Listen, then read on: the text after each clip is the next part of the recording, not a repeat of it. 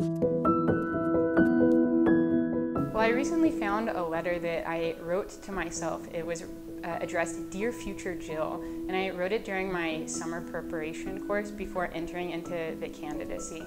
And when I started reading it a couple of weeks ago, it was beautiful and inspiring and kind of cute to see what I wrote. I was just expressing my love of Jesus to future Jill, and now I'm future Jill.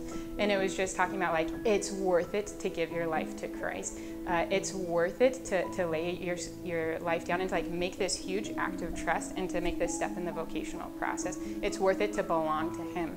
And when I look back on that, it was very idealistic, yes. It was very true, but it was very idealistic. I totally had my head in the clouds, and to a certain extent I still do today, but it's a little bit more grounded in reality and has been tried and purified at the same time.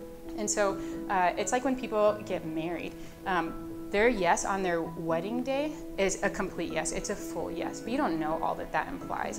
But that yes is more full 10 years later, and 30 years later, and 50 years later. It's a more full, a more deep, a more mature yes in love. And so looking back on that letter that was so full of love and idealism, it was very beautiful and filled with this deep stage of being enamored with the Lord and being in love with the source of love Himself. But today it's much more grounded, a little bit more mature. And so final vows for me is this. Now having lived as a consecrated for 6 years, and it's been 8 years since I wrote that letter, it's a deeper yes than it was on that day. And it's hopefully will be a deeper yes 50 years from now. But it's this final step in the discernment process of I say yes for forever, for the rest of my life, and I get to receive the Lord for forever, to belong to Him forever, and to be His bride.